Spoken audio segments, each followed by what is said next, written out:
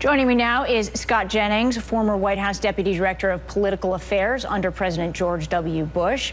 And joining me on set is Emily Shire, politics editor at Bustle. Emily, let's start with you. There were a lot of denials that Flynn discussed sanctions with the ambassador of Russia.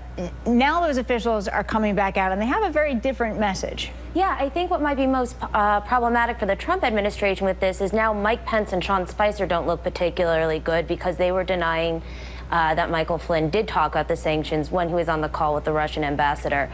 And so there's now a concern, did Michael Flynn mislead these officials? That would, certainly cause concern and raise issues for the Trump administration. And that internal conflict might be the bigger deal than whether there's actually a security threat at play. Oh, and when you have Vice President Pence coming out and saying, well, I was just saying what I had been told. Well, that's particularly what's bad. So then there's a very serious concern. Did Michael Flynn specifically mislead the vice president? That would be a dramatic move. And he does have a reputation for going rogue, so this might be validating some of those concerns. And moving now to you, where do you see this going at this point? Well, look, I think, first of all, it should be acknowledged. Mike Flynn is an American patriot. He has served this nation with honor. He's a man of high integrity. And I think you've got a lot of people relying on a lot of anonymous information, throwing around accusations about someone who served with high honor intentionally lying or intentionally misleading. And I think we're making a lot of jumps here. We're talking about an American military officer here. And so before we start impugning someone's character, I think more information needs to be known. Second issue I think is important to realize. The big picture issue here is it's not really unusual for an incoming national security advisor to be talking with foreign counterparts, and you can't really control what a foreign counterpart might bring up on the phone. But the real story is this coordination going on between Flynn and other countries really has to do with the Trump administration finding new alliances to fight ISIS. And so I think we're getting fixated on a lot of anonymous sources and people that really have a stake in the political game to impugn Mike Flynn's character. I think we can put some of that aside because a lot of this is using information that's not really all that well sourced. And we don't, people weren't on this phone call, and so calling someone a liar, saying they intentionally misled right now, really I think is off the rails. Well, I guess my question to you, Scott, is if this was not out of the ordinary, why not just come out and say he had done it? Well, I will let Mike Flynn speak for himself, and he has done that so far. But again, I would just point out, this is not someone who has a history of doing anything other than serving this nation with distinction. He is an American military officer. He is an American patriot, and I have a hard time believing someone with his service record would be intentionally misleading anyone.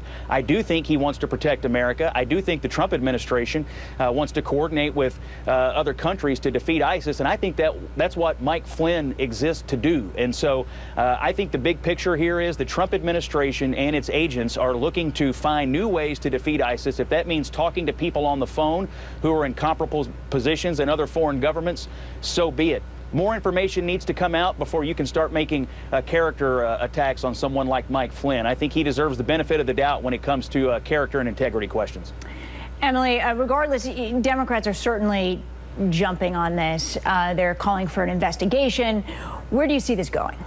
I do think this will be pursued because, to the point Scott's making, I don't think people are questioning whether Mike Flynn is a patriot, but he has raised concerns in the past about how he handles intelligence information. A report came out in December that while he was handling intelligence in Afghanistan, he shared classified intel with foreign officials. He didn't mean to do it in a way to harm American security for sure, but he does have a recklessness to him that could be disconcerting. And I do think Democrats are going to hit hard on it. And I think we also see the Trump administration may not mind that they're hitting hard. The CIA recently denied Flynn's top aide, Robin Townley, clearance. That's a huge move, and it suggests that there's going to be some infighting over it. I think Democrats have a lot of room if the Trump administration is infighting over this. Scott, do you see some ganging up here where you have these leaks coming out 2 months after these calls, more or less, and then you have one of his top advisors not getting national security clearance? Yeah, I'm very concerned by the leaks that we're seeing coming from different quarters of the federal government, and I think some of it is designed to hurt the Trump administration. These people who aren't political appointees, but maybe career folks, maybe they don't like the fact that Donald Trump won the election, but what they're doing is damaging to our national security, and it really ought to stop. And I think there should be some investigation into these leaks. Some of these leaks may be illegal in and of themselves. And so I think if you're in a position in the national security apparatus and you're leaking information with the purpose of hurting the commander-in-chief and his staff, that is really, really wrong, and it undermines American security. It does concern me greatly. Scott Jennings and Emily Shire, thank you both for joining us. Coming up, President Trump's advisor